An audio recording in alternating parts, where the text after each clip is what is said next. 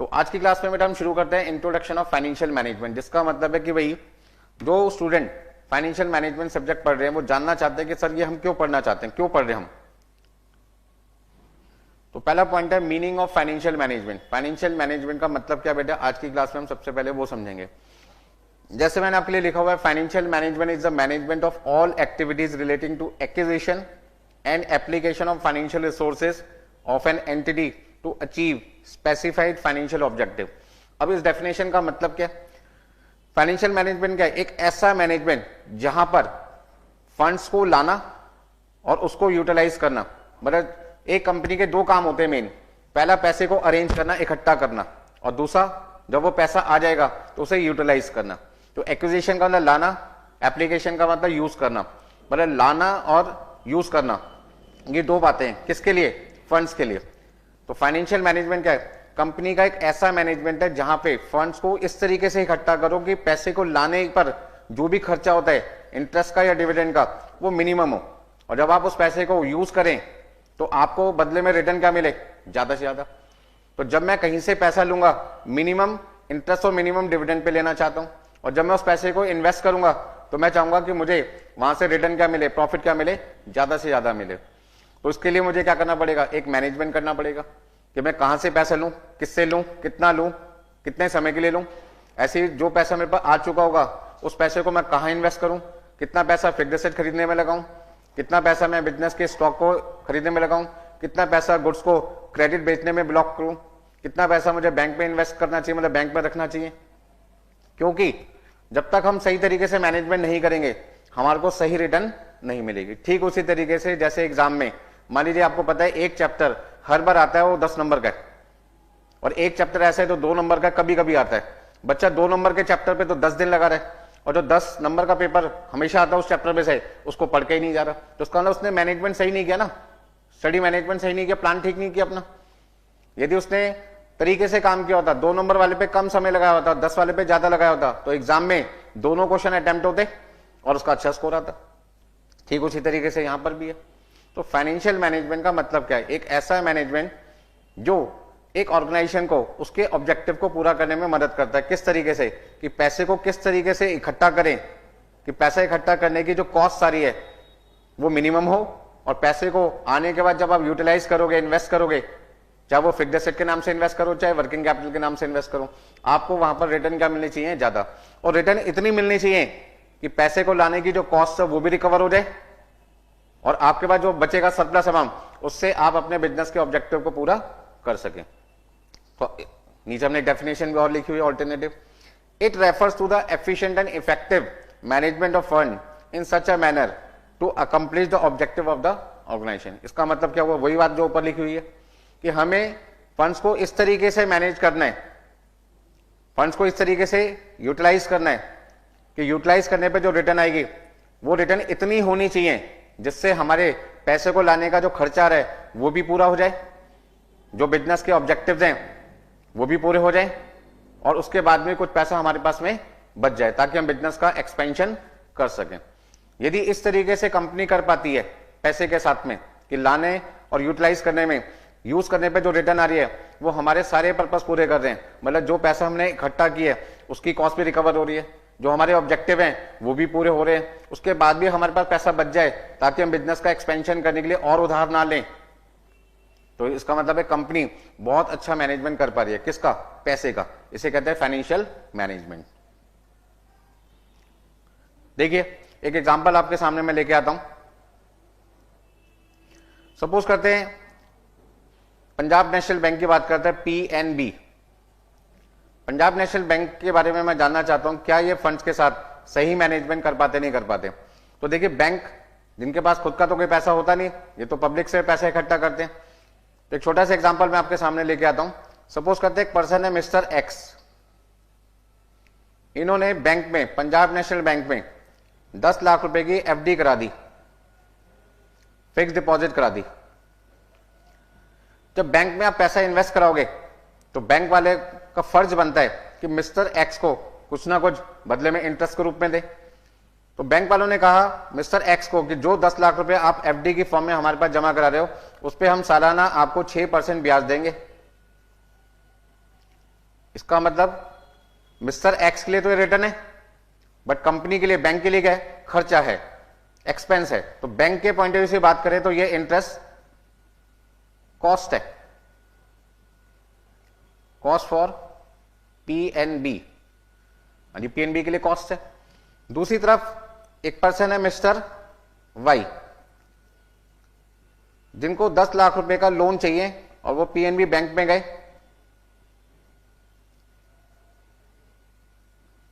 एक कार खरीदना चाहते हैं वाई, और उस कार की कीमत 10 लाख रुपए, जिसे खरीदने के लिए उनको 10 लाख रुपए का लोन चाहिए, और वो लोन उन्हें कहां से मिल सकता है, पीएनबी से, बैंक से मिल सकता है।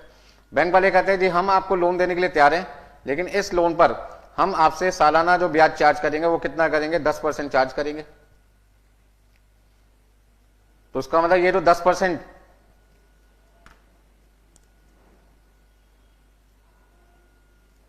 ये जो 10% इंटरेस्ट है, ये रिटर्न है किसके लिए, पीएनबी के लिए रिटर्न है। इसका मतलब क्या हुआ कि ये कॉस्ट हो गई, ये रिटर्न हो गई। तो हमने क्या देखा कि पंजाब नेशनल बैंक को कितने रुपए का फायदा है, रुपए तो बात की बात है, परसेंटेज की यदि बात करें तो हम कह सकते हैं कि 6% का खर्चा करके हम 10% कमा रहे हैं, तो इसका ना 4% हमारी सेविंग है।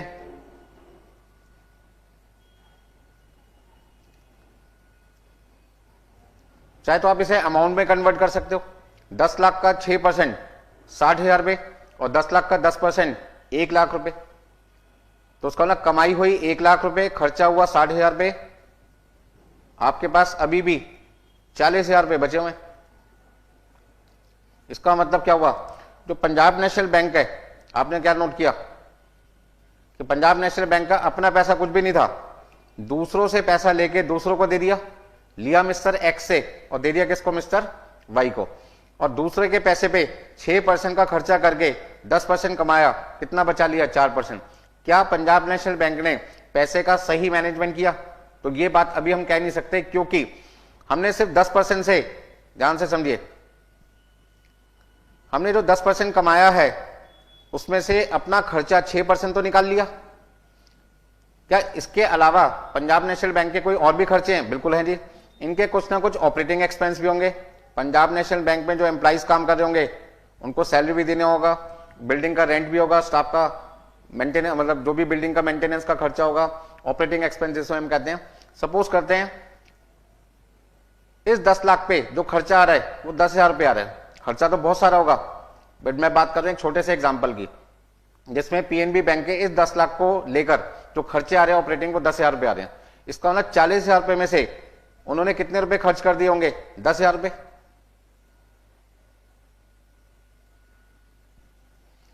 अभी भी पंजाब नेशनल बैंक पे, पीएनबी में, जो एक आर्टिफिशियल कंपनी है, कंपनी के पास में 30,000 रुपये बचे हुए हैं।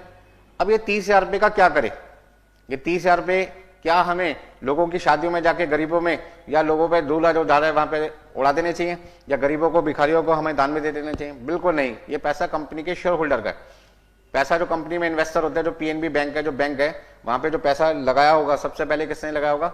शेयर होल्डर ने। तो शेयर होल्डर कहते हैं भाई देखिए, ये तो 30,000 रुपये का प्रॉफिट आपके पास बचा हुआ है, इसमें से आप टैक्स भी दे दो। टैक्स देने के, मान लो सपोज करते हैं हमने 30% टैक्स दे दिया, 9,000 रुपये, तो अब जो हमारे पास प्रॉफिट बचेगा वो कितना बचेगा? 21,000 रुपये। तो शेयर होल्डर कहते हैं ये जो 21,000 रुपये आपके पास में बचा हुआ है, ये प्रॉफिट आप इस तरीके से यूटिलाइज करो कि हमारी जो एक्सपेक्टेशन है वो आप पूरी कर सके। तो हमने कहा आपकी एक्सपेक्टेशन क्या है? वो कहते हैं हमारी 2 एक्सपेक्टेशन है। पहला, अर्निंग पर शेयर, ईपीएस जिसको कहते हैं, वो ज्यादा से ज्यादा होना चाहिए, मैक्सिमम होना चाहिए। और दूसरा, मार्केट प्राइस पर शेयर, वो भी क्या होना चाहिए? मैक्सिमाइज होना चाहिए। मैंने कहा मैक्सिमाइज का मतलब, वो कहते हैं भाई जिस प्राइस पे हमने शेयर खरीदा था बैंक से, उस प्राइस से ज्यादा प्राइस अब होनी चाहिए मार्केट के अंदर। दूसरा, अर्निंग पर शेयर, मतलब जो कंपनी ने प्रॉफिट कमाया है उसमें एक पर्सन के पास, मतलब एक इक्विटी शेयर होल्डर का जो हिस्सा होगा प्रॉफिट का, वो ज्यादा से ज्यादा होना चाहिए। तो हमने कहा भाई इक्विटी शेयर होल्डर से आप अर्निंग पर शेयर को क्यों ज्यादा बनाना चाहते हैं, ऐसा क्यों करना चाहते हैं? तो उन्होंने हमें जवाब दिया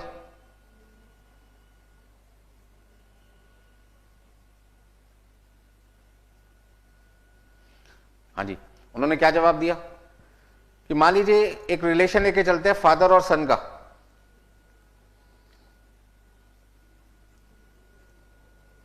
हाँ जी, फादर ने अपने बेटे से कहा कि बेटे आपको अपना खर्चा पूरा करने के लिए क्या चाहिए, पॉकेट मनी की जरूरत पड़ती होगी हर महीने। भाई हर खर्चे के लिए फादर और जो सन है, सन बार बार अपने फादर के पास तो जाएगा नहीं ना कि पापा मुझे ऑटो में जाना है उसका किराया दे दो, मुझे पेन पेंसिल स्टेशनरी खरीदनी है उसके पैसे दे दो, मुझे अपने दोस्त को पार्टी देनी है, कैलकुलेटर खरीदना है, कुछ भी सामान खरीदने हैं। यदि हम बार बार किसी पर्सन के पास जाएंगे तो वो भी डिस्टर्ब हो जाएगा। तो फादर ने कहा भाई एक काम करता हूं, जो भी पैसा मैं कमाऊंगा, मान लो मेरी इनकम महीने की 10,000 रुपए, तो मैं तेरे को 10% दे दूंगा। मतलब कि फादर ने अपने सन के साथ में क्या कमिटमेंट किया कि आपकी जो पॉकेट मनी होगी वो मेरी अर्निंग की, फादर्स अर्निंग इनटू 10%, आपका शेयर कितना हो गया 10%। तो फादर की अर्निंग यदि 10,000 है तो बेटे की अर्निंग 10,000 का 10% कितना आ जाएगा 1,000 रुपया। अब बेटा बड़ा चला गया, बेटे को समझ में आ गया कि यदि मेरी फादर की अर्निंग इंक्रीज हो जाए किसी तरीके से तो मेरी अर्निंग भी ऑटोमेटिकली बढ़ जाएगी। तो ऐसे में फादर यदि 20,000 रुपये कमाता तो बेटे की अर्निंग 20,000 का 10% बेटे कितना आ जाएगा 2,000 रुपये। तो सन को समझ में आ गया कि यदि मेरे फादर की अर्निंग किसी तरीके से इंक्रीज हो जाए तो ऐसे में मेरी पॉकेट मनी, मेरी इनकम भी बढ़ जाएगी। तो बच्चे का दिमाग बड़ा तेज है, आप में से ही एक बच्चा है, ये भी दिमाग बड़ा तेज चलता है। ये गया मंदिर में, टेंपल में, और वहां भगवान से बोला हे प्रभु मुझे आपसे अपने लिए कुछ नहीं चाहिए। भगवान भी बड़ा हैरान हो गया, यार सुबह से यहाँ पे 50 लोग आ चुके हैं मेरे मत्थे पे और हर बंदा ये कह रहा है जी मुझे ये दे दो, मुझे ये दे दो, मुझे ये दे दो, लेकिन ये बंदा ऐसा है जो कहता मुझे कुछ नहीं चाहिए। मान लो उसका नाम है मिस्टर एक्स, और मिस्टर एक्स कहता है जी मुझे अपने लिए कुछ नहीं चाहिए भगवान, मुझे तो सब कुछ मिला हुआ आपकी कृपा से, मैं तो बस आपके पास इसलिए आया हूं कि जो मेरे फादर हैं उनकी सैलरी बड़ी कम है, सैलरी ऑफ फादर। किसके फादर की? मिस्टर एक्स के फादर की सैलरी बहुत कम है। मैं चाहता हूं मेरे फादर की सैलरी बस आप बढ़ा दो। यदि वो 10,000 कमा रहे हैं तो उनकी 20 हो जाए, 20 कमा रहे हैं तो 40 हो जाए, 40 कमा रहे हैं तो 1 लाख हो जाए, 1 लाख कमा रहे हैं तो 10 लाख हो जाए। मैं अपने लिए कुछ नहीं चाहता, मुझे तो भगवान आपने सब कुछ दे रखा है, माँ है, बाप है, आपका आशीर्वाद है, और कुछ नहीं चाहिए, और मैं तो सीएमए कर ही रहा हूं। तो ऐसे में मुझे अपने लिए कुछ नहीं चाहिए, मैं तो सिर्फ यही चाहता हूं कि मेरे फादर की अर्निंग किसी तरीके से इंक्रीज हो जाए ताकि सारी प्रॉब्लम का सॉल्यूशन हो जाए। तो भगवान बड़ा खुश हो गया, यार ऐसा संसार में बेटा मैंने नहीं देखा जो अपने लिए कुछ नहीं मांग रहे, सिर्फ अपने फादर के लिए मांग रहे। उन्होंने कहा ठीक है जी, जो आप चाहते हो वैसे ही होगा, आपके फादर की सैलरी जो एट प्रेजेंट चल रही है डबल हो जाएगी। वो कुछ ऐसा काम करेंगे कंपनी के लिए, कंपनी वाले खुश हो जाएंगे और उनका प्रमोशन कर देंगे और सैलरी डबल कर देंगे। अगले दिन देखा फादर ने खुशखबरी सुनाई बेटे को कि बेटा मेरी जो सैलरी है वो डबल हो गई। बेटा बड़ा खुश, उन्होंने कहा भगवान ने मेरी सुन ली। भगवान ने सुन ली, देखो 40,000 का 10% कितना हुआ, 40,000 का 10% हुआ 4,000 रुपए। इसका मतलब यदि फादर की अर्निंग बढ़ेगी तो कहीं ना कहीं बेटे की अर्निंग भी बढ़ेगी। तो इक्विटी शेयरहोल्डर क्या कहता है, अब आप बस सुनो इक्विटी शेयरहोल्डर की। इक्विटी शेयरहोल्डर कहता है कि जो प्रॉफिट कंपनी कमाती है हमारे लिए, जो प्रॉफिट कंपनी हमारे लिए कमाती है उस प्रॉफिट को कहते हैं अर्निंग पर शेयर।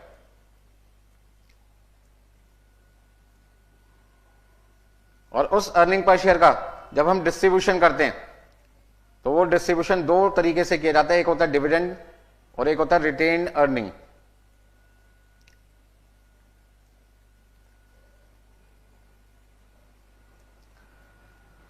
हाँ जी, इक्विटी शेयर होल्डर को हमने क्या बताया कि जो प्रॉफिट आपके लिए कंपनी ने कमाया है उसका नाम है अर्निंग पर शेयर, और उसमें से जितना हिस्सा आपको अभी मिल जाएगा प्रॉफिट में से, प्रॉफिट का पार्ट जो आपको मिलेगा कैश की फॉर्म में वो हो जाएगा डिविडेंड। और जो प्रॉफिट आपका है तो आपका ही, लेकिन कंपनी ने अपने पास उठा के रखा हुआ है, बचा के रखा हुआ है, उसको कहते हैं रिटेन अर्निंग। इसका मतलब क्या हुआ कि यदि अर्निंग पर शेयर सपोज करते हैं 10 रुपए और कंपनी कहती है डिविडेंड हम आपको 20% देंगे, तो 10 रुपए का 20% इक्विटी शेयर होल्डर को हाथ के हाथ 10 रुपए के प्रॉफिट में से कितने रुपए का प्रॉफिट डिविडेंड की फॉर्म में मिल जाएगा, 2 रुपए। और ऐसे में 80% कंपनी ने रिटेन अर्निंग रखी हुई है। रिटेन अर्निंग का मतलब जो प्रॉफिट उन्होंने अभी दिया नहीं है शेयर होल्डर को, लेकिन है ये प्रॉफिट किसका? शेयर होल्डर का, और वक्त आने पर कंपनी इसको दे देगी।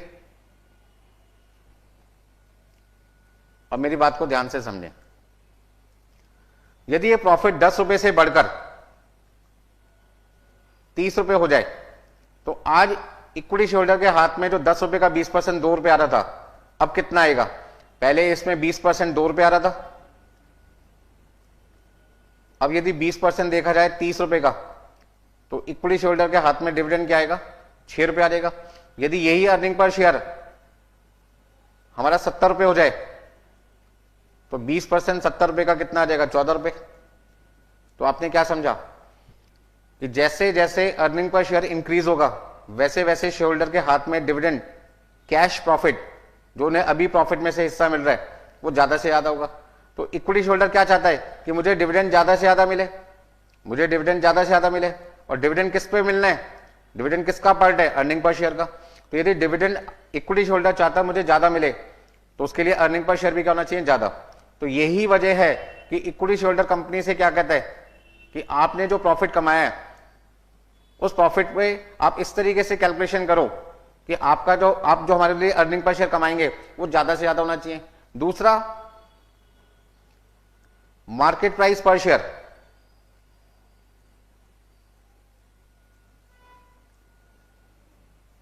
भी इंक्रीज होनी चाहिए। यदि हमने आपकी कंपनी का शेयर 100 रुपए का खरीदा था, तो ये हमारी परचेज प्राइस थी। जिस दिन हमने आपकी कंपनी में पैसा इन्वेस्ट किया as a investor, share holder बन के, उस दिन हमने आपसे डायरेक्टली ये शेयर 100 रुपए में खरीदा। अब हम चाहते हैं कि 1 साल बाद, 2 साल बाद, 3 साल बाद, जब भी ये शेयर हम मार्केट में रीसेल करना चाहें, बेचने जाएं शेयर मार्केट में, जब हम इस शेयर को शेयर मार्केट में बेचने जाएं, तो उसकी प्राइस 100 रुपए से क्या होनी चाहिए? कम या ज्यादा या बराबर? ऑब्वियस है ज्यादा होना चाहिए। तो हम तो चाहते हैं कि शेयर में, मतलब शेयर मार्केट में इस शेयर की वैल्यू कम से कम 150 रुपए हो, 160 हो, 170 हो, 180 हो, मतलब 100 रुपए से ज्यादा हो, 110, 115 कुछ भी हो सकती है। तो मार्केट में शेयर की वैल्यू को बढ़ाने की जिम्मेदारी भी किसकी है? कंपनी की है। क्योंकि जब कंपनी अच्छा परफॉर्म करती है, तो उसकी जानकारी सारी मार्केट में फैल जाती है, और सभी इन्वेस्टर ज्यादा प्रॉफिट कमाने के चक्कर में उस कंपनी के शेयर्स खरीदने के लिए इंटरेस्टेड हो जाते हैं। और आप तो सब जानते ही हैं, कंपनी के जो नंबर ऑफ शेयर्स होते हैं वो लिमिटेड होते हैं, ऑथराइज कैपिटल के हिसाब से फिक्स होते हैं कि कंपनी होल लाइफ में इतने शेयर इशू कर सकती है। अब शेयर्स है लिमिटेड और उसको खरीदने वाले ज्यादा हैं, डिमांड बढ़ गई। जब डिमांड बढ़ेगी तो ऑब्वियस है क्या हुआ? शेयर की वैल्यू भी बढ़ेगी। लेकिन शेयर की वैल्यू कब बढ़ेगी? जब कंपनी की डिमांड बढ़ेगी, और कंपनी की डिमांड को बढ़ाने के लिए कंपनी को प्रॉफिट बढ़ाना पड़ेगा, ग्रोथ करनी पड़ेगी, बिजनेस का एक्सपेंशन करना पड़ेगा, लोगों की नजर में आना पड़ेगा। और ये सारा काम इतना आसान तो होता नहीं कि मैं एक दिन में आ जाए। अब मान लीजिए कोई बच्चा मुझसे क्लास परचेस कर रहा है, मैं अपना एग्जाम्पल दे रहा हूं, तो उसने मुझसे क्लास ली, हो सकता है उसने ट्राई किया, मुझे उसको पसंद आया, उसने अपने 2 दोस्तों को बताया, दोनों दोस्तों ने मुझसे क्लास ली, वो भी अच्छे नंबर लेके पास हो गए, सीएमए कंप्लीट हो गए। उन 2 लोगों ने फिर और बताया। ऐसे में क्या हुआ कि जिसने भी मुझसे क्लासेस ली, मैंने भी खूब मेहनत करी उनको पढ़ाने में, बच्चों ने भी खूब मेहनत की पढ़ने में, और उसका रिजल्ट आया कि बच्चे अच्छे नंबर से पास हो गए। कुछ बच्चे रैंक होल्डर आ गए, किसी ने टॉप किया क्लास में, किसी ने सब्जेक्ट में टॉप किया। तो धीरे धीरे हमारी रेपुटेशन मार्केट में क्या होगी? बढ़ेगी। मार्केट में रेपुटेशन बढ़ने का फायदा क्या हुआ? एक तो हमारी नंबर ऑफ स्टूडेंट्स बढ़ेंगे, जिससे हमारा रेवेन्यू, प्रोफेशनल जो रिसीट होगी, जो बच्चों से फीस मिलती है वो बढ़ेगी। साथ ही साथ मार्केट में हमारी रेपुटेशन भी तो बढ़ेगी। रेपुटेशन कैसे बढ़ेगी? जहां हमसे 100 लोगों ने क्लास ली, वहां 100 से 500 हो जाएंगे, 500 से 1000 हो जाएंगे, 1000 से 2000 हो जाएंगे, तो ग्रोथ बढ़ेगी। तो ऐसे में क्या होगा? जब ग्रोथ बढ़ेगी तो कहीं ना कहीं हमारी जो फीस है वो भी इंक्रीज होगी। तो कहने का मतलब क्या है? जब बिजनेस का एक्सपेंशन होता है, बिजनेस ग्रोथ करता है, तो ऐसे में शेयर की मार्केट वैल्यू ऑटोमेटिकली क्या होगी? बढ़ेगी। तो हर इक्विटी शेयर होल्डर जो किसी कंपनी का शेयर खरीदता है, वो 2 चीजें चाहता है। वो चाहता है कि जब मैं इस कंपनी का शेयर बेचने जाऊं, तो जिस प्राइस पे मैंने खरीदा है उससे ज्यादा प्राइस पे वो बिके। दूसरा, जो कंपनी प्रॉफिट कमा रही है, उस प्रॉफिट में अर्निंग पर शेयर ज्यादा से ज्यादा होना चाहिए, ताकि उस अर्निंग में से जो कंपनी डिविडेंड हमें देगी वो भी हमें ज्यादा मिलेगा। जब कमाई ज्यादा होगी तो ऑब्वियस है डिविडेंड भी क्या होगा? ज्यादा, क्योंकि dividend is a part of earning per share. ठीक उसी तरीके से बच्चे को पता चल गया मेरी पॉकेट मनी डिपेंड करती है, डिपेंडेंट है किस पे? मेरे फादर की अर्निंग पे। तो यदि फादर की अर्निंग बढ़ेगी तो मेरी पॉकेट मनी, जो मेरी अर्निंग है, वो भी बढ़ेगी। बात समझ में आ गई सबको? तो ये पॉइंट मैं आपको समझाने की कोशिश कर रहा था।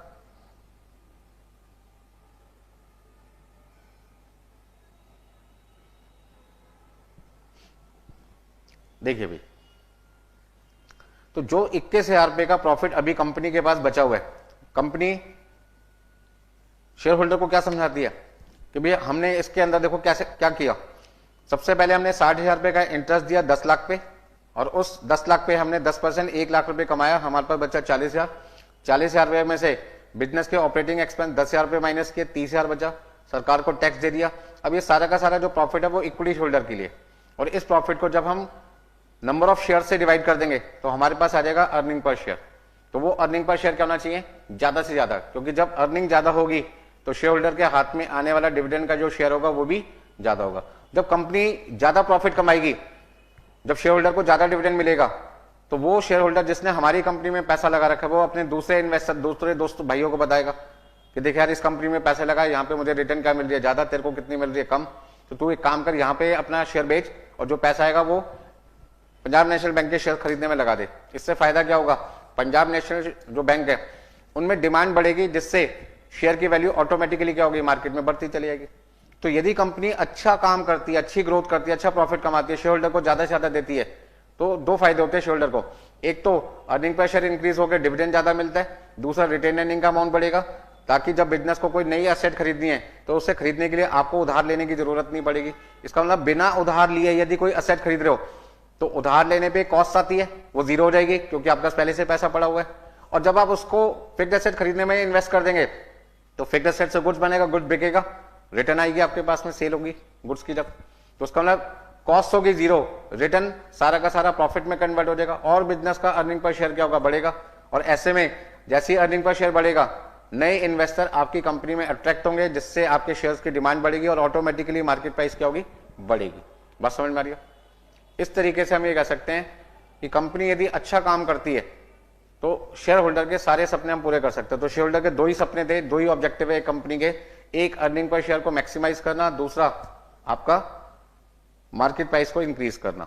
नेक्स्ट पॉइंट आपके सामने है मैनेजमेंट ऑफ फंड्स। जो डेफिनेशन अभी हमने आपके सामने पढ़ी थी, उस डेफिनेशन को थोड़ा सा और डिटेल में समझाना चाहते हैं। जब एक कंपनी, बैलेंस शीट का एक एग्जांपल लेके आपके सामने चल रहा हूं। बैलेंस शीट में हम सब लोग जानते हैं हमारी जो लायबिलिटीज हैं वो बराबर होती है किसके, हमारी एसेट्स के। तो लायबिलिटी में क्या आएगा, equity share capital, preference share capital, reserve and surplus, debenture, loan, current liability. और एसेट साइड में हमारी मेन एसेट है fixed asset and current asset. यानी equity share capital, preference share capital, इन तीनों का जो सम है उसे हम कहते हैं शेयर होल्डर फंड्स।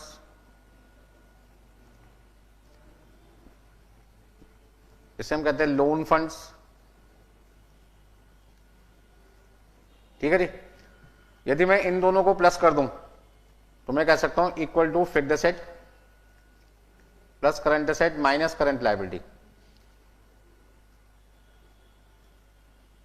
इन दोनों के डिफरेंस को हम कहते हैं वर्किंग कैपिटल। इसका मतलब share holder funds plus loan fund, इन दोनों के टोटल को आप कह सकते हैं लॉन्ग टर्म फंड्स। तो लॉन्ग टर्म फंड्स बराबर होते हैं किसके, fixed asset plus working capital का।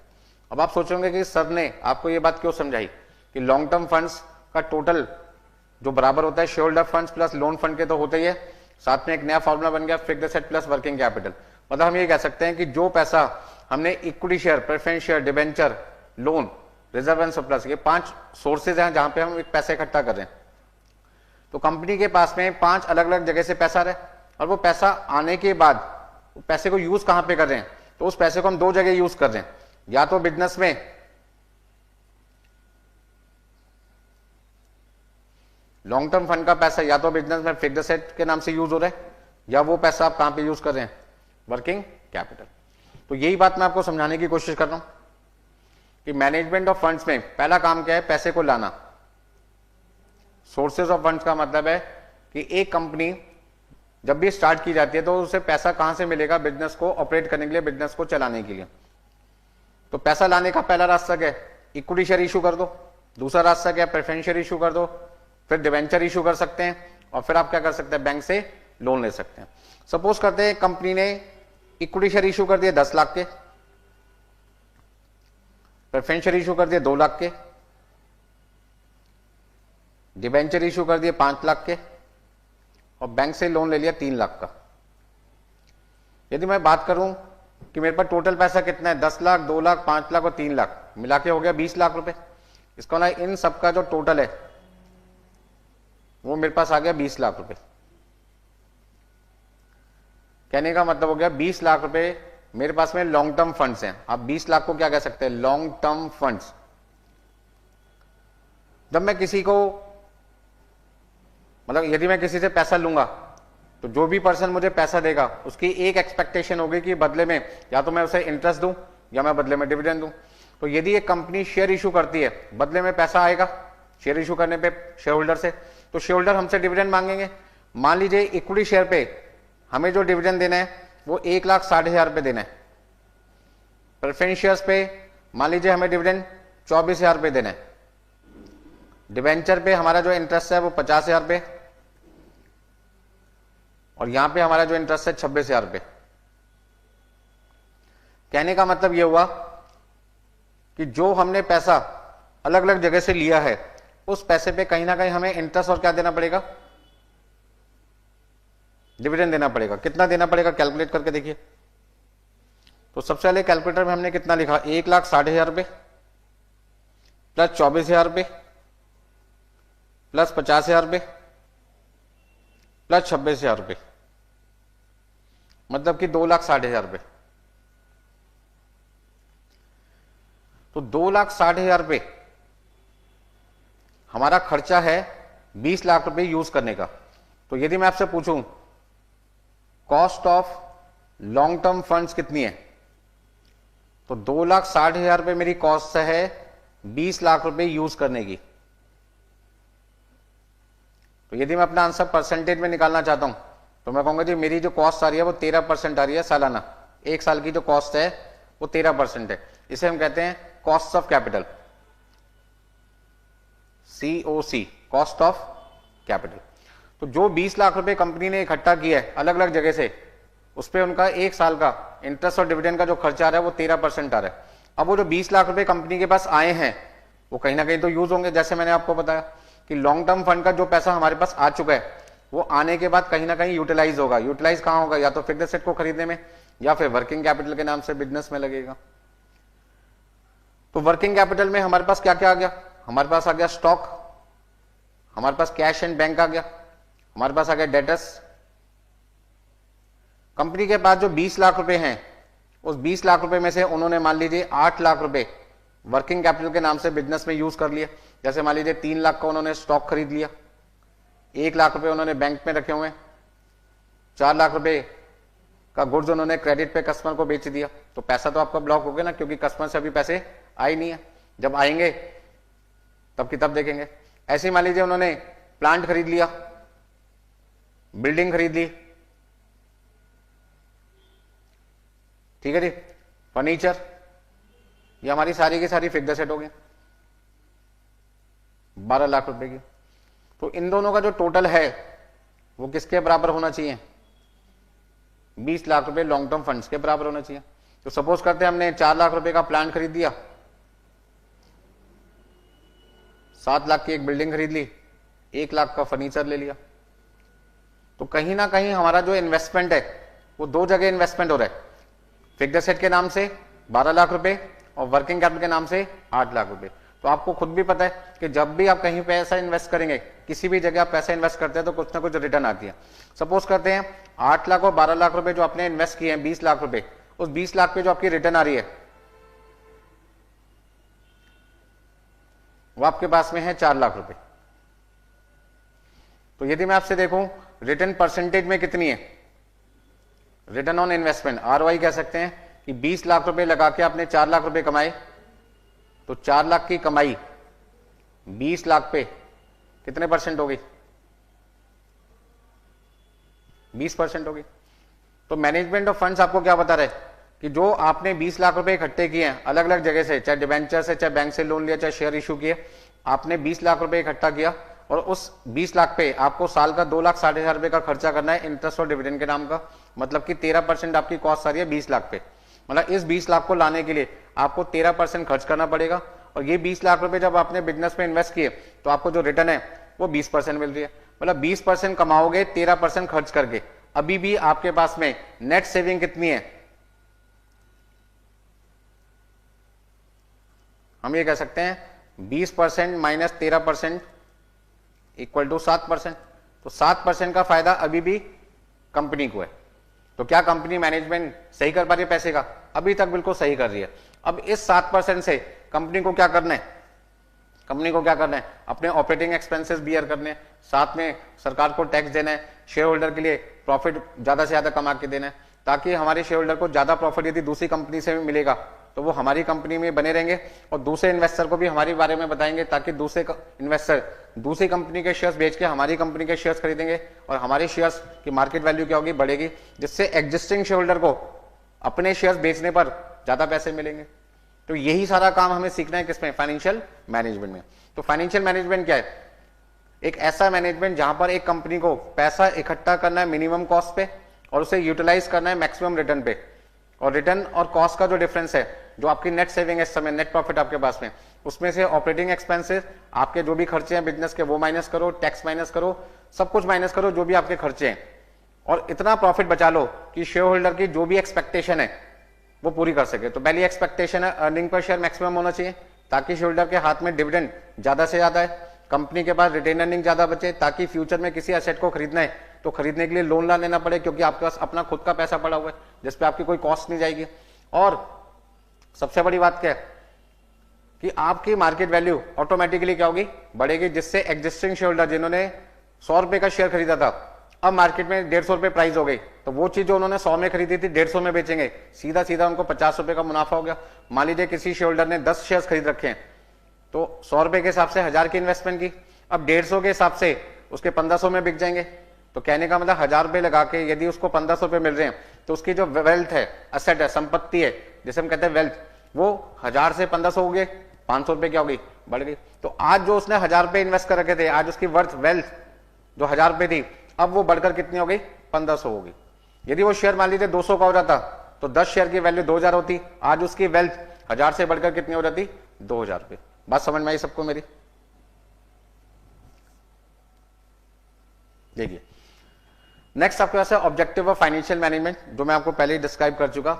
हर इक्विटी शेयर होल्डर चाहता है कि कंपनी के जो शेयर्स हैं उनकी मार्केट वैल्यू बढ़े, जैसे कहते हैं वेल्थ मैक्सिमाइजेशन, और वो चाहते हैं साथ में हमारा अर्निंग पर शेयर, प्रॉफिट जो हमारे लिए कंपनी ने कमाया एक शेयर पे, वो ज्यादा से ज्यादा हो। तो इस प्रॉफिट को निकालने का फॉर्मूला क्या है? मतलब अर्निंग पर शेयर को निकालने का फॉर्मूला क्या है? प्रॉफिट आफ्टर टैक्स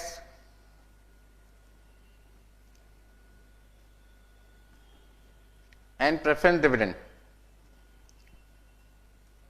यानी profit after tax and preference dividend divided by number of equity shares.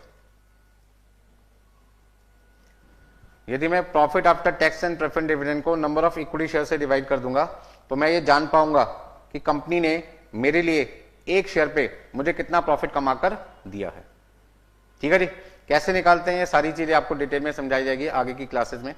दूसरा, मार्केट प्राइस पर शेयर का मतलब है कि यदि आज एग्जिस्टिंग प्राइस, जिस प्राइस पे मैंने शेयर खरीदा है, वो 100 रुपए का है, और कंपनी की ग्रोथ को देखकर आज उसकी जो मार्केट प्राइस है वो मार्केट में 260 रुपए हो गई, तो 100 रुपए मैंने आज इन्वेस्ट किया था, ये मेरी परचेज प्राइस थी। और यदि मार्केट में आज कंपनी का शेयर 260 रुपए का हो गया, मार्केट प्राइस का मतलब शेयर मार्केट में ये शेयर मैं बेचने जाऊं जो मैंने 100 का खरीदा था, आज दूसरे शेयर होल्डर इसे 260 में खरीदने के लिए तैयार हैं, इसका ना इसकी सेल वैल्यू कितनी आ गई? 260। यदि मैंने इस कंपनी के 50 शेयर्स खरीद रखे हैं या 100 शेयर्स खरीद रखे हैं, 50 की जगह हमने 100 ले लिया, तो यदि मैंने इस कंपनी के 100 शेयर्स ले रखे थे, तो मेरी जो इन्वेस्टमेंट है वो कितनी थी? मेरी जो पैसा लगा हुआ था 100 शेयर्स पे 100 रुपए के हिसाब से 10,000 रुपए लगे हुए थे, और आज मुझे इसे बेचने पर मेरी जो सेल वैल्यू होगी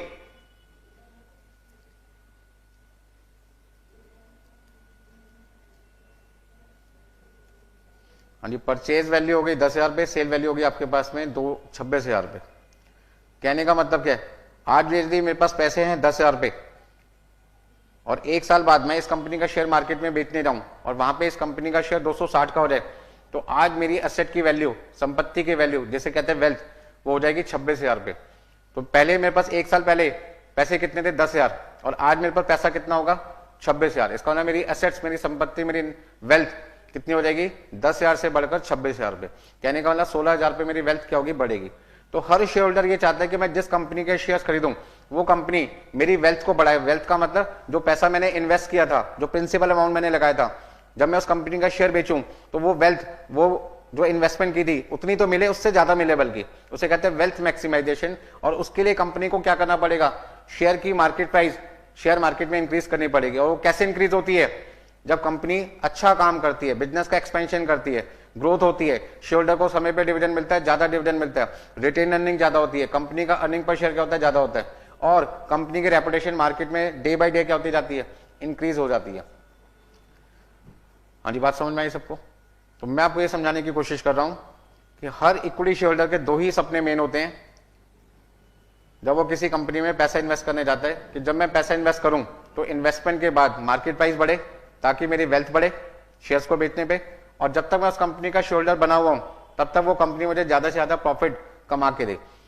जब कंपनी ज्यादा प्रॉफिट कमाएगी तो ऑब्वियस है उसमें से डिविडेंड भी ज्यादा मिलेगा, और जब डिविडेंड ज्यादा मिलेगा तो मैं अपने खर्चों को आसानी से पूरा कर पाऊंगा। जैसे बच्चे की पॉकेट मनी बढ़ रही थी तो जो जो उसके खर्चे थे, अब वो पहले मान लीजिए 2 रुपए वाली आइसक्रीम खाता था, जब उसकी कमाई बढ़ेगी तो 2 की जगह 5 रुपए वाली आइसक्रीम खा पाएगा, 10 रुपए वाली भी खा पाएगा। मतलब वो लग्जरी आइटम्स को खरीदने में समर्थ हो जाएगा, मतलब जैसे जैसे उसकी कमाई बढ़ेगी।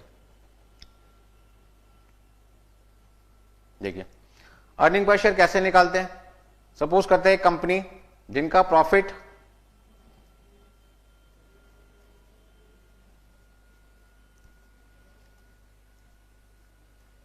Profit before tax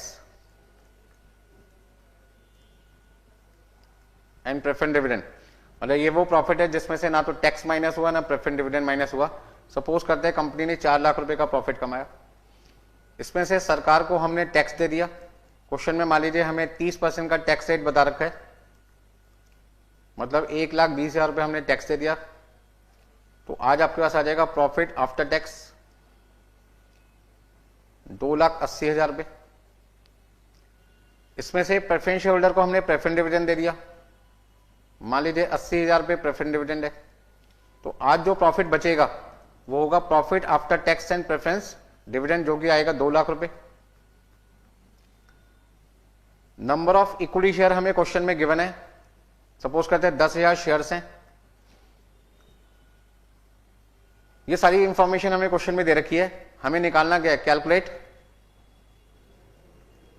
first point earning per share, second point dividend per share if dividend pay out ratio 25%। अब ये डिविडेंड पे आउट रेशियो का मतलब क्या होता है, डिविडेंड पे आउट रेशियो का मतलब होता है कि जो कंपनी प्रॉफिट कमा रही है उस प्रॉफिट में से वो अपने शेयर होल्डर को डिविडेंड के नाम का कितना प्रॉफिट देना चाहते हैं। तो कंपनी ने डिसाइड किया कि हम जो भी प्रॉफिट कमाएंगे उसमें से अपने शेयर होल्डर को 25% डिविडेंड हाथ क्या दे देंगे। तो सबसे पहले हमें आंसर क्या निकालना है, सॉल्यूशन में पहला आंसर आपके पास क्या है, ईपीएस है, अर्निंग पर शेयर, जिसका फॉर्मूला है profit after tax and preference dividend divided by number of equity shares.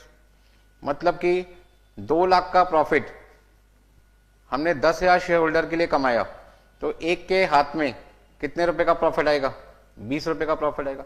इसका ना कंपनी कहती है इक्विटी शेयर होल्डर को कि 2 लाख रुपए का प्रॉफिट हमने टोटल आपके लिए कमाया, और टोटल कंपनी में कितने शेयर होल्डर हैं, 10,000। तो 10,000 लोगों के लिए 2 लाख का प्रॉफिट कमाया, एक के लिए कितना कमाया, 20 रुपए। और उस 20 रुपए में आपका हिस्सा कितना है, डिविडेंड पर शेयर कितना, डीपीएस का फुल फॉर्म है डिविडेंड पर शेयर, जिसको निकालने का फॉर्मूला है earning per share into dividend pay out ratio, short में हम कह सकते हैं डीपी रेशो। मतलब 20 रुपए का जो प्रॉफिट कंपनी ने कमाया है उसमें से 25% वो शेयर होल्डर को देने के लिए राजी है, तैयार है, मतलब कि 5 रुपए। तो कहने का मतलब है यदि ये अर्निंग पर शेयर 40 रुपए होता तो 40 का 25% कितना रहता, 10 रुपए। 50 रुपए होता 25% कितना था, 12.5 रुपए। 60 रुपए होता 25% कितना था, 15 रुपए। इसको ना जैसे जैसे कंपनी का अर्निंग पर शेयर बढ़ेगा वैसे वैसे कंपनी का डिविडेंड पर शेयर भी बढ़ेगा। इसका ना डीपीएस किस पे डिपेंडेंट है, अर्निंग पर शेयर पे। तो अर्निंग पर शेयर के इंक्रीज होने से आपको समझ में आ गया होगा डिविडेंड पर शेयर भी इंक्रीज होता है। इतनी बात समझ में आई आपको। तो कंपनी क्या कहती है कि जो पैसा हम कमाते हैं उससे हम अपने शेयर होल्डर को दो चीजें एक्स्ट्रा देना चाहते हैं। एक, उनको डिविडेंड ज्यादा देना चाहते हैं जिसके लिए अर्निंग पर शेयर मैक्सिमम होना चाहिए, क्योंकि डिविडेंड की कंप्यूटेशन किस पे होती है, अर्निंग पर शेयर पे। दूसरा, जो पैसा उन्होंने आज हमारी कंपनी में इन्वेस्ट किया 1 साल के लिए या 2 साल के लिए या 5 साल के लिए, मान लो 5 साल के लिए, तो 5 साल बाद जब वो हमारी कंपनी के शेयर्स बेचेंगे तो उन्हें जितना पैसा उन्होंने इन्वेस्ट किया था 5 साल पहले उससे क्या मिलना चाहिए, ज्यादा। वो ज्यादा कब मिलेगा, जब हमारी मार्केट प्राइस हमारी परचेज प्राइस से क्या होगी, ज्यादा होगी। और मार्केट प्राइस को बढ़ाने का काम शेयर होल्डर का नहीं है, किसका काम है, कंपनी का, क्योंकि पैसा कंपनी यूज कर रही है। तो कंपनी की जिम्मेदारी बनती है कि पैसे को इस तरीके से यूटिलाइज करे कि खर्चा कम हो, कमाई ज्यादा हो, ताकि बचत ज्यादा हो। जब सेविंग ज्यादा होगी तो उसका बेनिफिट अल्टीमेटली किसको मिलेगा, शेयर होल्डर्स को मिलेगा। और वो शेयर होल्डर जब दूसरे लोगों को बताएगा तो दूसरे लोग भी तो आपकी कंपनी में जुड़ेंगे और इससे आपकी डिमांड क्या होगी, बढ़ेगी। डिमांड बढ़ते ही मार्केट वैल्यू पर शेयर ऑटोमेटिकली क्या होगी, बढ़ेगी। बात समझ में आ गई सबको। देखिए नेक्स्ट पॉइंट आपके पास है टाइप्स ऑफ डिसीजन, मतलब फाइनेंशियल मैनेजमेंट में कितने तरीके के डिसीजन लेने पड़ते हैं। पहला डिसीजन है इन्वेस्टमेंट डिसीजन, पैसा कहां इन्वेस्ट किया जाए, कितना इन्वेस्टमेंट किया जाए। तो पैसे को दो जगह इन्वेस्ट किया जाता है, एक शॉर्ट पर्पस के लिए वर्किंग कैपिटल के नाम से, और दूसरा लंबे समय के लिए इन्वेस्ट करना है तो आपका है फिक्स्ड एसेट, जिसका नाम रखा गया कैपिटल बजटिंग। तो जब एक कंपनी पैसा इन्वेस्ट करती है तो इन्वेस्टमेंट से पहले उनको सोचना चाहिए कि पैसा कहां कितना लगाना है, कहां कितना लगाना है, मतलब कहां लगाना, पहला क्वेश्चन हो गया, ठीक है जी। दूसरा, कितना लगाना है। ये दो बहुत बड़ी इंपॉर्टेंट बातें हैं। देखिए यदि मान लीजिए मुझे एक मशीन खरीदनी है और मैं मशीन खरीदूं नहीं और मैं स्टॉक खरीद के अपना सारा पैसा लगा दूं कि मेरे को मटेरियल सस्ता मिल रहा है, मेरा प्रोडक्शन कॉस्ट कम आएगी, क्यों ना मेरे पे 20 लाख रुपए पड़े हैं, सारा का सारा मैं मटेरियल खरीद लेता हूं। मैंने यदि मटेरियल खरीद लिया लेकिन उसको बनाने के लिए मशीन नहीं खरीदी तो ऐसे में क्या होगा, मेरी प्रोडक्शन नहीं हो पाएगी। अच्छा मान लो मैंने 20 लाख की मशीन खरीद ली बट मैंने स्टॉक नहीं खरीदा, मटेरियल नहीं खरीदा, तो भी मेरी प्रोडक्शन रुक जाएगी। तो मुझे एक कॉम्बिनेशन बनाना पड़ेगा कि कितना पैसा मुझे मटेरियल के नाम पे रखना चाहिए, कितना पैसा मुझे मशीन के नाम पे रखना चाहिए। मशीन से गुड्स कहां बनेगा, फैक्ट्री में, तो फैक्ट्री के लिए एक बिल्डिंग खरीदनी पड़ेगी, एक जगह खरीदनी पड़ेगी। वो जगह खरीदने के लिए कितना स्पेस चाहिए, कहां पे खरीदूं, जहां पे जगह सस्ती मिले और मुझे कम दाम पे ज्यादा से ज्यादा जगह मिल सके। ऐसा ना हो कि मैं पॉश एरिया में जगह खरीदूं तो वहां पे क्या होगा, महंगी जगह मिलेगी, जगह कम मिलेगी और मेरे को नुकसान होगा कि मेरी मशीन ही नहीं आ पा रही, एक मशीन आ गई, दूसरी मशीन लगाने के लिए फिर से जगह की कमी है। तो मुझे कहीं ना कहीं क्या देखना है, संतुलन देखना है, बैलेंस देखना है किसके बीच में, कि शॉर्ट टर्म के लिए पैसा कितना इन्वेस्ट करना है, लॉन्ग टर्म के लिए पैसा कितना इन्वेस्ट करना है। लॉन्ग टर्म में जब भी एक कंपनी पैसा इन्वेस्ट करती है, ह्यूज इन्वेस्टमेंट होती है, और जब एक कंपनी ह्यूज इन्वेस्टमेंट करती है तो वहां पे उनको सोच समझ के इन्वेस्टमेंट करनी होती है कि कौन सी फिक्स्ड एसेट में कितना पैसा लगाएं कि कम पैसा फिक्स्ड एसेट में लगे और उस फिक्स्ड एसेट से रिटर्न क्या मिले, ज्यादा से ज्यादा मिले। तो ऐसे में जहां पे रिटर्न ज्यादा मिलेगी हम वहां पे पहले पैसा लगाएंगे, जहां पे रिटर्न थोड़ी सी कम मिलेगी उसमें पैसा नंबर 2 पे लगाएंगे, जहां और रिटर्न कम मिलेगी वहां तीसरे नंबर पे लगाएंगे। मतलब हमें यहाँ पे कैटेगरी करनी पड़ेगी कि कहाँ हमें पहले पैसा लगाना है फिक्स्ड एसेट खरीदने में, कौन से फिक्स्ड एसेट में। तो जब एक कंपनी को डिसीजन मेकिंग करनी होती है कि किस फिक्स्ड एसेट को हम पहले खरीदें, किसको बाद में खरीदें और किसको ना खरीदें, उसके लिए हमारा चैप्टर बना है कैपिटल बजटिंग। और एक कंपनी को कितना पैसा स्टॉक के नाम से रखना है, कितना पैसा बैंक में रखना है, कितना पैसा गुड्स को क्रेडिट पे बेचने के लिए ब्लॉक करना है, इन सब के लिए डिसीजन मेकिंग आपकी होगी वर्किंग कैपिटल मैनेजमेंट में। तो इसका मतलब क्या हुआ कि जो हमने पैसा इन्वेस्टर से लिया था 20 लाख रुपए, चाहे वो शेयर्स इशू करके लिया या डिवेंचर इशू करके लिया या बैंक से लोन लेके लिया, जब वो 20 लाख रुपए आ जाएंगे तो आने के बाद उस 20 लाख रुपए को दो जगह यूज करते हैं, शॉर्ट पर्पस के लिए वर्किंग कैपिटल मैनेजमेंट के नाम से और लॉन्ग टर्म पर्पस के लिए कहते हैं फिक्स्ड एसेट, मतलब कैपिटल बजटिंग। दूसरा पॉइंट है कैपिटल स्ट्रक्चर। कैपिटल स्ट्रक्चर का मतलब है जो 20 लाख रुपए मुझे चाहिए बिजनेस में वो कहां कहां से आएंगे। तो कहां कहां का मतलब हुआ, equity share, preference shares, debenture, bank से लोन।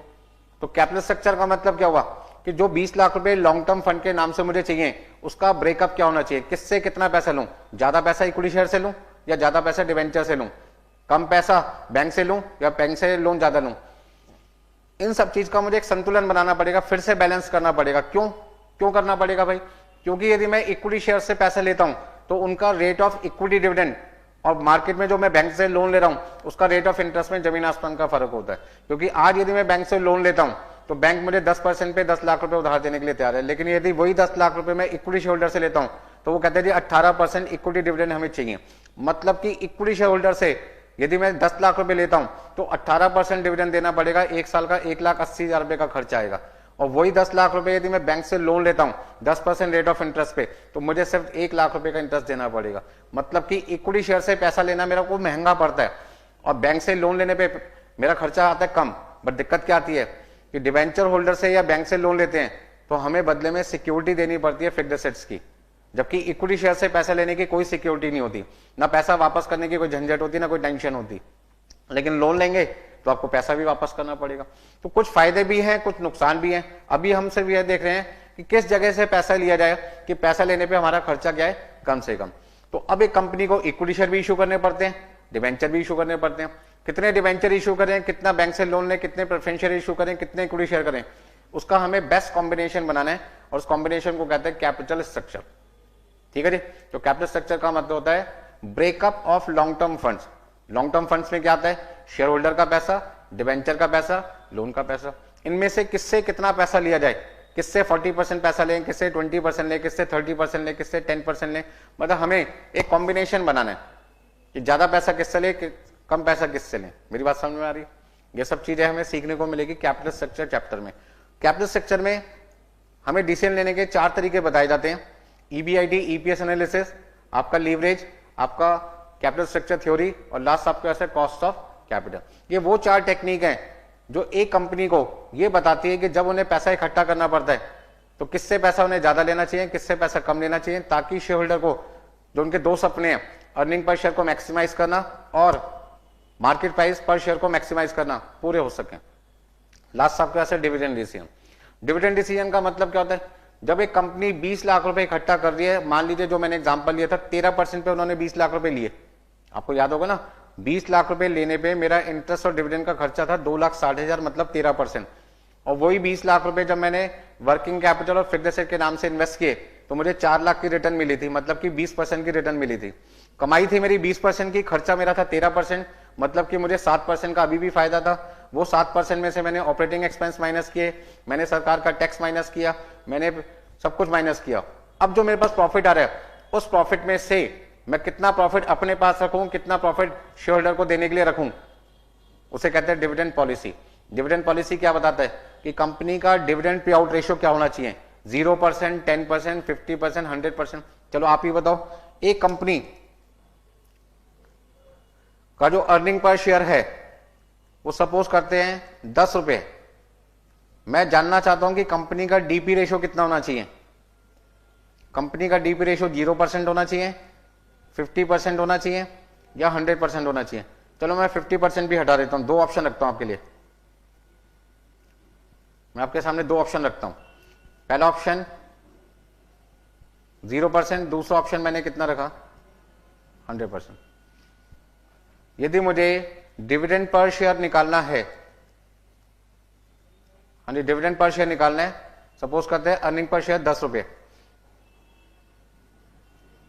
तो 10 रुपए का 0% कितना आएगा, 0। इसका मतलब ऑप्शन 1 में शेयर होल्डर के हाथ में डिविडेंड कितना आएगा, 0। और यहां पर 10 रुपए का 100% कितना हो गया, 10 रुपए। तो आपको तो लग रहा होगा शेयर होल्डर के लिए कौन सा ऑप्शन बेस्ट है, सेकंड ऑप्शन बेस्ट है, जहां पे DP ratio, dividend pay out ratio 100% है। बट ऐसा नहीं होता। अभी आपको लग रहा है 10 रुपए का 0% 0 और 10 रुपए का 100% 10 रुपए, बेटर ऑप्शन है 100%। बट ऐसा नहीं है, क्यों, वो बात मैं आपको समझाता हूं। ध्यान से समझिए, एक कंपनी जिसका नाम है एक्स लिमिटेड, बड़े ध्यान से समझिए, बहुत काम की बात है। एक कंपनी जिसका नाम है एक्स लिमिटेड, और उस एक्स लिमिटेड में मिस्टर वाई ने पैसा इन्वेस्ट कर रखा है।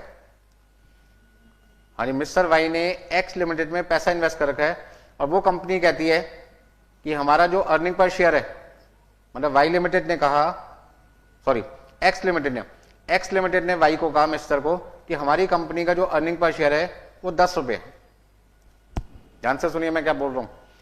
एक्स लिमिटेड ने मिस्टर वाई को कहा कि अर्निंग पर शेयर 10 रुपए, आप क्या चाहते हो कि मैं आपको 1 रुपए का भी डिविडेंड ना दूं या आपको 100 रुपए मतलब पूरा 100%, 100%, 10 रुपए पूरा डिविडेंड दे दूं। मेरी बात को ध्यान से सुनना, मैं क्या बोलना चाहता हूं। एक्स लिमिटेड ने मिस्टर वाई के सामने दो प्रपोजल रखे। पहला प्रपोजल कि हम आपको कुछ भी डिविडेंड ना दें, या दूसरा ऑप्शन हम आपको 100% दे दें। तो वाई कहता है आप जो भी काम करें ऐसा काम करें जिससे मुझे फ्यूचर में फायदा हो। अब देखो वाई ने सारी की सारी जिम्मेदारी किस पे डाल दी, कंपनी पे डाल दी, कि आप जो भी डिसीजन लेंगे वो ऐसा डिसीजन लेना कि मुझे फायदा ज्यादा से ज्यादा हो। क्या मतलब, अब इस बात को समझना पड़ेगा।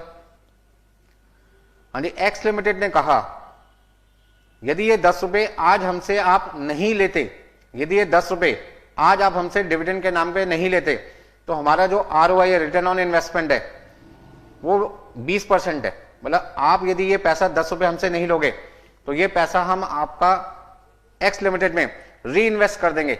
भाई आपका पैसा है, आप यदि मुझसे नहीं लोगे तो आपके 10 रुपए मेरे पास ही तो रहेंगे, और ये पैसा जब मैं इन्वेस्ट कर दूंगा तो 10 रुपए पे 20% आपकी इनकम कितनी होगी। मतलब एक्स लिमिटेड ने कहा कि हम आपको 10 रुपए पर 20% कितना कमा के दे देंगे, 2 रुपए कमा के दे देंगे। और यदि ये 10 रुपए आज आप हमसे डिविडेंड की फॉर्म में ले लेते हो, आज आप हमसे ये 10 रुपए डिविडेंड की फॉर्म में ले लेते हो, तो आपके पास 10 रुपए आ जाएंगे। और जब आप ये 10 रुपए मान लीजिए एक और कंपनी है मार्केट में जेड लिमिटेड, वहां इन्वेस्ट करते हो, और उस कंपनी का जो ROI है वो 15% है, तो यदि आपने हमसे ये 10 रुपए ले लिया और जेड लिमिटेड में लगा दिया, तो जेड लिमिटेड आपके 10 रुपए पे 15% आपको कितना कमा के देगा, 1 रुपए 50 पैसे कमा के देगा। अब आप बताओ ये 10 रुपए आप हमसे डिविडेंड के लेना चाहते हो, या ये 10 रुपए आप हमारे पास छोड़ना चाहते हो, जैसा आपको ठीक लगे। तो वाई कहता है देखो मैं इतना समझदार नहीं हूं, मैं तो एक इन्वेस्टर हूं, बस मैं तो बचपन से एक ही चीज जानता हूं कि जहां भी मैं पैसा इन्वेस्ट करूं वहां पे मुझे फ्यूचर में रिटर्न क्या मिलनी चाहिए, ज्यादा। तो वाई को क्या समझ में आया कि यदि ये 10 रुपए मैं नहीं लूंगा तो मेरे 10 रुपए पे 20% एक्स लिमिटेड मुझे 1 साल बाद कितने रुपए कमा के देगा, 2 रुपए। और यदि मैं एक्स लिमिटेड से 10 रुपए ले लेता हूं आज और ये जेड लिमिटेड में लगा दूंगा, तो जेड लिमिटेड मुझे कितना कमा के देगा, 1 रुपए 50 पैसे। इसका मतलब क्या हुआ कि वाई को एक बात समझ में आ गई, यदि मैं एक्स लिमिटेड में ये 10 रुपए छोड़ देता हूं तो मुझे नुकसान कितना होगा, 1.5 रुपए का, और फायदा कितना होगा, 2 रुपए का। तो इस 1.5 रुपए को हम कहते हैं opportunity cost, opportunity cost of ₹10। 10 रुपए की अपॉर्चुनिटी कॉस्ट कितनी है, 1 रुपए 50 पैसे। भाई मिस्टर वाई के पास में 10 रुपए के 2 ऑप्शन है। पहला ऑप्शन एक्स लिमिटेड 2 रुपए कमा के दे रहा है, दूसरा ऑप्शन जेड लिमिटेड 1.5 रुपए कमा रहा है। यदि मैं वाई में पैसा लगाए, मतलब वाई कहता है यदि मैं एक्स में पैसा लगाए रखता हूं तो मैं 2 रुपए कमाऊंगा, लेकिन मुझे छोड़ना कितना पड़ेगा, जेड लिमिटेड का 1.5 रुपए। तो 1.5 रुपए का नुकसान करके 2 रुपए कमाऊंगा, अभी भी मुझे 50 पैसे का फायदा। तो कहने का मतलब क्या हुआ, जब इसे हम कहते हैं अपॉर्चुनिटी कॉस्ट, जैसे हम डिनोट करते हैं KE से, किससे डिनोट करते हैं, KE से, और ये हमारी रिटर्न है, ये हमारी R है, इसे हमने डिनोट कर दिया किससे, R से। तो कहने का मतलब है यदि R रिटर्न आपकी कॉस्ट से ज्यादा है, यदि रिटर्न आपकी कॉस्ट से ज्यादा है, तो आप क्या कहोगे, आप कहोगे एक्स लिमिटेड को मुझे 1 रुपए का भी डिविडेंड नहीं चाहिए, सारा का सारा अपने पास ही रख लो, मुझे नहीं चाहिए, क्योंकि यदि मैंने आपसे पैसा ले लिया तो आप मुझे 20% कमा के दे रहे हो और दूसरा कमा के देगा 15%, तो मेरा तो नुकसान हो जाएगा, फ्यूचर में मेरी कमाई घट जाएगी, मुझे आपसे 1 रुपए भी नहीं चाहिए। तो ऐसे केस में DP ratio company x limited क्या डिसाइड करती है, वो कहते हैं देने की जरूरत ही नहीं है, 0% रखो। दूसरा केस, यदि R कम है KE ज्यादा है, मतलब ऐसा भी तो हो सकता था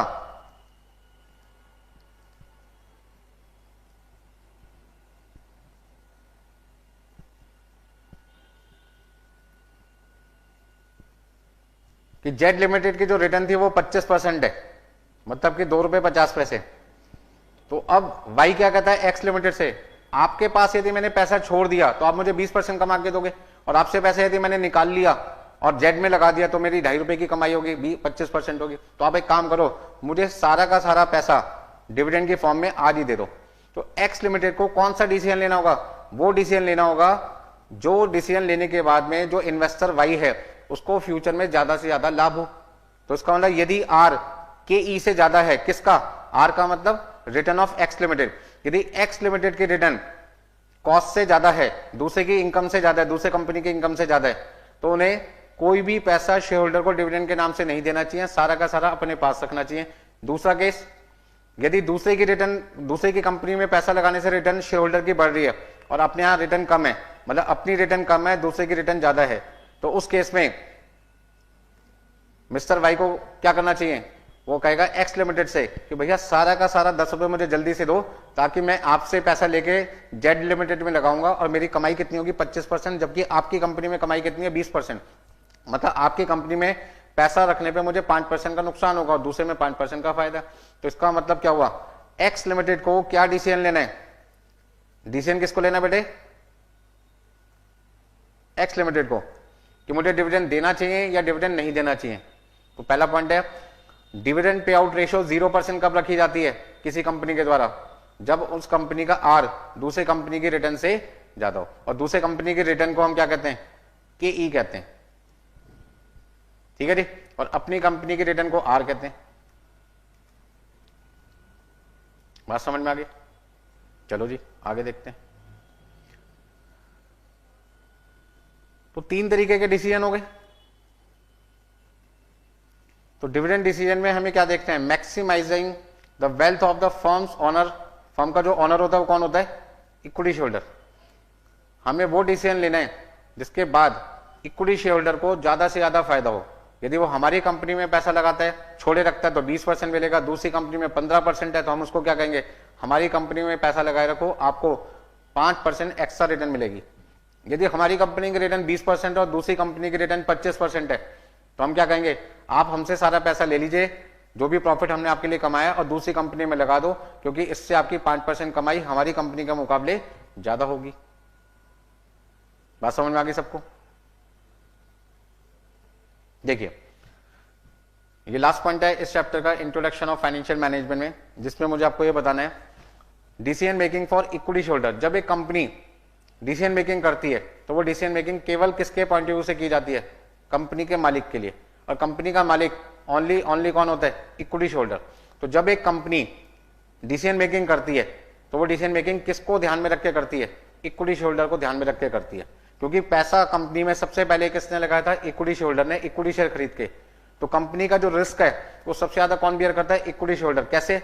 जब कंपनी का लिक्विडेशन होगा तो जो भी सिक्योर्ड हैं लायबिलिटीज, पहले उनके पैसे दिए जाएंगे, फिर अनसिक्योर्ड लायबिलिटीज के पैसे दिए जाएंगे, फिर आपका प्रेफरेंशियल के पैसे दिए जाएंगे, और बचे कुचे पैसे लास्ट में किसको मिलते हैं? Equity share holder. इसका मतलब यदि कंपनी का कभी पतन हो गया, लिक्विडेशन हो गया, वाइंडिंग अप हो गया, तो सबसे ज्यादा घाटा नुकसान किसको होता है? इक्विटी शेयर होल्डर को। बेचारे ये वो लोग होते हैं जो बिना कोई सिक्योरिटी के आपको पैसा दे रहे हैं, ये कह के कि जब कंपनी का लिक्विडेशन होगा, कभी बंद होगी, तब आप हमारे पैसे वापस करना, उससे पहले हम कभी पैसे आपसे वापस नहीं मांगेंगे। तो कहने का मतलब क्या? जब पैसा इक्विटी शेयर होल्डर का है, कंपनी के मालिक इक्विटी शेयर होल्डर है, तो डिसीजन मेकिंग किसके पॉइंट ऑफ व्यू से किया जाएगा? Equity share holder. और डिसीजन मेकिंग का मतलब क्या है? कोई भी पैसा लो, कहीं से भी लो, लेने के बाद उस पैसे को लेने की कॉस्ट मिनिमम होनी चाहिए, और जब वो पैसा इन्वेस्ट करो तो रिटर्न ज्यादा होनी चाहिए। तो इक्विटी शेयर होल्डर क्या कहते हैं कंपनी को? कि आप हमारे पैसे को इस तरीके से अरेंज करो या इस तरीके से यूटिलाइज करो कि आप हमारे 3 छोटे छोटे सपने पूरे कर सको। पहला सपना, मार्केट प्राइस पर शेयर बढ़े, दूसरा अर्निंग पर शेयर बढ़े, तीसरा कॉस्ट ऑफ कैपिटल क्या हो? घटे। तो जब कभी भी आपको डिसीजन मेकिंग करनी होगी फाइनेंशियल मैनेजमेंट सब्जेक्ट में इक्विटी शेयर होल्डर के लिए, तो आपसे पूछा जाएगा कि इक्विटी शेयर होल्डर के लिए कौन से 3 पॉइंट्स को ध्यान में रख के एक कंपनी को डिसीजन मेकिंग करनी चाहिए। तो आपका आंसर होगा earning per share maximum, market price पर शेयर मैक्सिमम, और कॉस्ट ऑफ कैपिटल क्या होनी चाहिए? मिनिमम। तो बेटा आज की क्लास में इंट्रोडक्शन ऑफ फाइनेंशियल मैनेजमेंट में मैंने आपको क्या बताया कि फाइनेंशियल मैनेजमेंट एक ऐसी टेक्निक है, ऐसा मैनेजमेंट है जहां पर एक कंपनी को शेयर होल्डर के पैसे को इस तरीके से यूटिलाइज करना है, इस तरीके से यूज करना है कि वहां पे उनको हम ज्यादा से ज्यादा रिटर्न दे सके। मतलब हम उनको मार्केट प्राइस ज्यादा दें, वेल्थ को मैक्सिमाइज करें, साथ में उनका जो प्रॉफिट है वो हम मैक्सिमाइज करके दें, ताकि उन्हें ज्यादा से ज्यादा डिविडेंड मिले या फ्यूचर में उन्हें ज्यादा से ज्यादा ग्रोथ मिले। मतलब अल्टीमेटली हमारा टारगेट क्या है? हम अपने एग्जिस्टिंग शेयर होल्डर को ज्यादा से ज्यादा फ्यूचर में फायदा देना चाहते हैं। चलिए जी आज के लिए इतना ही करते हैं बेटा।